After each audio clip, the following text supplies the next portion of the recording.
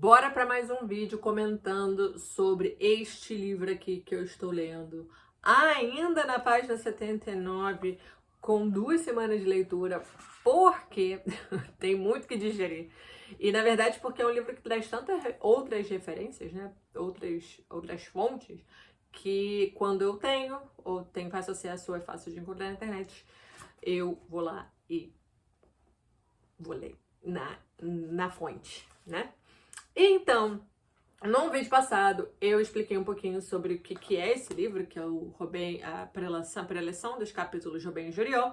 E os capítulos Robin e Joriô são capítulos do Sutra do Lótus, ok? Deste livro aqui, que é o sutra, um dos sutras que pregou Nichiren, desculpa, Buda Shakyamuni, lá na Índia, há mais de 2.500 anos atrás. E, enfim, são 2 capítulos deste livro que são os capítulos em que nós recitamos todos os dias. E, na verdade, nós recitamos somente 2 trechos destes 2 capítulos. Os capítulos são meios apropriados e extensão da vida. Os capítulos 2 e 16, ok? Nós recitamos todos os dias. Acaba que a gente decora e tal, porque a gente recita todos os dias 2 vezes ao dia. Aqui está. E aqui são os comentários do Keda Sensei. Na verdade, não comentário como eu tô fazendo aqui, totalmente ao léu, mas assim, a explicação de maneira profunda e mais entendível do que o Buda Shakyamuni estava ali tentando dizer pra gente. Beleza? É isso. Então, fiz essa explicação muito rápida. Se quiser saber mais no vídeo anterior, está falando sobre isso. E aí, o que eu quero falar, na verdade, é sobre uma palavra. Palavra imensurável. Imensurável. É uma palavra que aqui ele toma um tempo para explicar. Um tempo para explicar o que significa imensurável neste contexto aqui, né? Eu vou primeiro ler o trecho. Eu vou ler a tradução, tá? Eu não vou ler como a gente lê em japonês, não. Vou ler a tradução. Shariputra, a sabedoria daqueles que assim chegam é vasta e profunda. Eles são dotados de imensurável compaixão, ilimitada eloquência, poder, destemor, concentração, emancipação e samadhi. Aprofundaram-se na ilimitada lei e despertaram para a lei nunca antes alcançada. Então, esse é um trecho que a gente recita, ok? Aqui. Então é isso, eu vou só falar assim, daquele que assim chega, né, que somos nós, que praticamos, que buscamos a iluminação e tudo mais, enfim, eles são dotados de imensurável. Então, o que eu quero comentar é justamente sobre essa palavra. Imensurável. Imensurável. Eu achei muito sensacional, então eu vou ler um pouquinho e parando e comentando, enfim, fazendo o meu Paranauê aqui. Vamos lá. Nesse trecho, Shakyamuni identifica a imensurável compaixão, a ilimitada eloquência, o poder, o destemor e etc., como atributos do estado de vida do Buda. Em outras palavras, a preocupação do Buda com as pessoas é infinita. Imensurável compaixão. Ele pode expor o ensinamento por meio de palavras, ou seja, ilimitada eloquência. Então, não importa com quem essa pessoa, com quem o Buda está falando, ele justamente consegue falar ou consegue se comunicar da maneira que aquela pessoa vai entender. E aí, se ele vai para uma terceira pessoa, para uma segunda, terceira, quarta, com cada uma ele consegue se comunicar da devida eloquência para aquele ouvinte, tá? É isso que ele tá querendo dizer, beleza. Então, ele pode estar lá. Tem uma visão penetrante da vida e capacidade de discernir as causas da infelicidade das pessoas, ou seja, o poder, e coragem para expor totalmente a verdade. Ou seja, o destemor, né?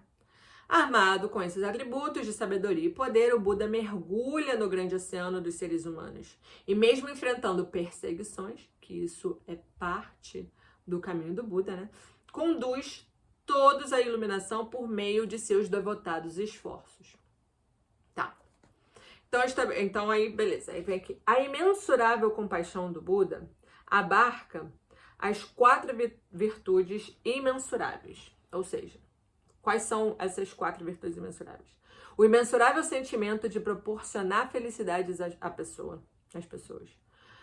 O imensurável sentimento de remover os sofrimentos das pessoas. O imensurável sentimento de alegrar-se com a felicidade alheia sem nenhuma inveja. E o imensurável sentimento de tratar as pessoas com igualdade, abandonando o apego e a discriminação. A consideração que o Buda tem pelas pessoas é vasta e infinita e desconhece limites. Eu acho isso maravilhoso. Eu não sei se somente com a leitura você foi a algum lugar, mas quando eu me coloco na situação de que, poxa, será que estou neste caminho, né? Para justamente conseguir ter essa imensurável compaixão por todas as pessoas, né? Tem outro vídeo sobre a dignidade da vida que eu fiz lá no início do canal, vale muito a pena. E é justamente a reflexão que a gente tem que fazer todos os dias, né? Porque às vezes a gente acaba discriminando, né? Acaba selecionando aqueles que deveriam ter a vida respeitada. E aí, com o julgamento que seja, né? Ai, porque essa pessoa fez isso, fez aquilo. Enfim, isso não é do Buda, não é de uma pessoa iluminada. Ficar discernindo, ficar dizendo, apontando quem merece ou quem não merece esse respeito à vida dela, né? Então, esse imensurável é algo assim que não tem limites. É algo que ultrapassa justamente todo a nossa compreensão. Então, se a gente se vê em alguma limitação, é porque a gente ainda não chegou lá, né? Beleza. Então, vou continuar. Então, em termos concretos, qual o significado de imensurável para nós, né? Pessoas comuns. Significa não desistir no meio do caminho. Na propagação do ensinamento ou na orientação individual, em todos os aspectos da luta pelo Koserufo, o mais importante é perseverar até o final. Então, se eu estou encontrando uma dificuldade de reconhecer o valor da vida de alguém, e aí, minha amiga, meu amigo, isso é independente de quem seja essa pessoa, do que ela tenha feito, da atrocidade que ela possa ter feito. Se existe uma limitação no meu coração, na minha mente, então eu preciso justamente não parar ali. E aí, assim, o que eu entendo caramba, então eu preciso realmente expandir os limites do meu coração e da minha mente. Como? Recitando Daimoku. Fazendo a minha prática. Porque essa imensurável compaixão, ela não é limitada a um grupo de pessoas, ela não é limitada a quem somente faz o bem. Beleza? É isso. Então, vamos lá. Blá, blá, blá. Ok. Então, sempre deparamos num beco sem saída, poderemos evidenciar uma força interior por meio da nossa prática Gohonzon, que é a recitação da Namyo Kyo, né, diante do Gohonzon, e desafiar para ver quantas paredes podemos derrubar. Quando eu tava lendo isso pela primeira vez, eu imaginei, cara, minha cabeça, ela, enfim, viaja. Eu imaginei, se você já viu Stranger Things, você provavelmente sabe quem que é a protagonista, que é a Eleven, né? E ela faz assim, né?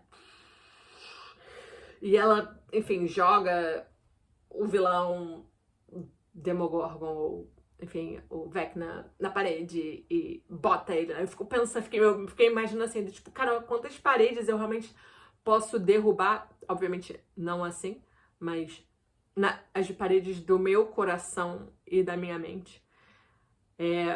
Porque eu diariamente me encontro justamente colocando empecilhos para reconhecer, às vezes, né, não a dignidade da vida em si, mas sei lá, de que aquela pessoa merece ou não merece alguma coisa. O que tá totalmente errado. Porque lá atrás, né, ele fala da questão do livro da inveja também, né? Caramba, olha isso. O imensurável sentimento de alegrar-se, de tratar as pessoas com igualdade, abandonando a... Não. De alegrar-se, desculpa. Com a felicidade alheia sem nenhuma inveja. E aí, inveja não é necessariamente querer o que o outro quer, mas também pensar se aquela pessoa merecia ou não merecia aquilo. Tipo, ai, ela não merece. E assim, todo mundo passa por isso. Então, a prática é justamente aquele momento que a gente está, assim, se abrindo e reconhecendo esse momento, que é comum do ser humano, né? Porque nós somos pessoas comuns, mas estamos buscando essa sabedoria do Buda. Ou seja, buscando atingir a própria iluminação do Buda, né? Buscando atingir o estado de Buda. Enfim. Então, enfim, aí ele fala bastante coisas aqui, né? Tem a questão da inveja, né? O que na sociedade atual observa-se nas pessoas uma certa tendência de evitar relacionamentos profundos. Uma sociedade como a nossa, em que as pessoas veem a felicidade alheia com inveja, é caracterizada pela cobiça. Em um ambiente como esse, os membros da Soka Gakkai, a gente que, né, pratica esse budismo maravilhoso, buscam ativamente aprofundar as relações com as pessoas. E caramba, ontem mesmo eu tive uma visita da minha líder aqui no Japão. Ela veio, ela ficou aqui 3 horas comigo, a gente batendo um papo. Assim, eu falando coisas, né, profundas da minha vida, que eu quero mudar, enfim, que eu quero transformar. E é justamente essa confiança que eu tenho nela, talvez se eu não tivesse, mas ela certamente faz bastante, né, irmão? Ela desperta isso nas pessoas, de conseguir a confiança sincera. Não é a confiança assim, eu quero a sua confiança porque, enfim, vou manipular e vou usar isso contra você alguma maneira. Não. É justamente a sua confiança de que estamos juntos, assim, eu vou orar por você também, de repente, se existe alguma coisa que eu possa te mandar para você estudar, ou se existe alguma coisa que eu acho conveniente para essa sua situação nesse momento, aqui tá. E ela me trouxe várias reflexões maravilhosas sobre o que eu tava compartilhando com ela, que eu fiquei assim, caraca, é verdade. Não tinha passado por esse momento, por essa perspectiva, né? Enfim, então é isso, assim, isso que é Gakkai, sabe? São laços profundos, sinceros, entre pessoas comuns que estão buscando o mesmo objetivo de atingir a iluminação, mas também levar a sociedade para um rumo melhor, né? Poder fazer com que outras pessoas também possam desfrutar dessa alegria que é ser feliz, ser ela mesma, né? Enfim. Aqui, um lugar repleto de felicidade é aquele onde as pessoas, em vez de sentir inveja, alegram-se ao ver que os demais estão sendo mais felizes e encorajam-se mutuamente. Em contraste, aqueles que vivem constantemente se comparando com os outros e, consequentemente, vacilando entre sentimentos de alegria e tristeza, acabarão num beco sem saída. Enfim, então essa coisa de ficar, né? Assim, a comparação ela pode até ser interessante, dependendo do caramba. Olha só, eu tô aqui, aquela pessoa tá ali. Eu gostaria de estar ali também. né? Eu gostaria de, sei lá, de conquistar coisas materiais tanto quanto ela, enfim. Isso é uma coisa, porque você admira, né? Aonde aquela pessoa chegou. Isso, ao contrário, não é aquele sentimento de que ela não merece, eu não quero que ela tenha aquilo. E aí se converte inclusive em um sentimento de raiva, o que é muito comum. Pessoas que não têm alguma coisa, veem outras que têm, elas têm raiva dela. E sem menor motivo, sim, só por ter, só porque elas queriam também e elas não têm. Seja um relacionamento, uma família feliz, filhos, seja coisas materiais, ou um emprego legal, ou uma relação maneira com os pais, sabe? Aí vem aquela invejinha. Então, essa questão do imensurável é justamente em que, poxa, é imensurável, né? Então não tem limite. É um sentimento de compaixão e alegria e querer tirar o sofrimento do outro, independente de quem ele seja, independente do que já tenha feito. Então, se eu me encontro em um momento, em uma situação em que eu não consigo exercer isso, provavelmente eu estou justamente diante de uma parede criada no meu próprio coração de preconceito, enfim, de pré-julgamento, né? E aí a melhor maneira é justamente eu sentar diante do meu gorronzo, levar isso pro meu gorronzo para poder justamente durante a minha oração eu conseguir romper esse grilhão, essa barreira que está diante de mim, de não conseguir enxergar ou sentir compaixão ou querer incentivar ou, né, ou não sentir inveja pela felicidade do outro. Isso é muito maravilhoso porque é muito claro e é muito muito prático. Certamente, durante o dia, a gente pode se encontrar na situação diversas vezes. Às vezes a gente vai se dar conta, às vezes não. Mas quando se der conta, se puder, sei lá, de repente anotar, né? Se você tem a sua prática de maneira constante, na seguinte vez, à noite, quando chegar em casa, ou na manhã seguinte, que você estiver fazendo a sua oração, poder revisitar aquela anotação ali e refletir e observar sua própria mente e meditar sobre aquilo, né? Às vezes não vai desaparecer e melhorar, mas o exercício de poder meditar sobre aquilo e quando você estiver de novo naquela situação, às vezes não vai ser tão sincero, mas poder fazer o exercício de expressar e com o tempo, né, a gente vai tornando isso natural. Às vezes a gente precisa somente se conectar com a outra pessoa, conhecer a outra pessoa, para poder sentir compaixão, sentir orgulho, sentir felicidade por ela, né? Enfim, só passando alto aqui. É isso, se você gostou, dá like, compartilha, se inscreve no canal e é isso, um beijo e tchau!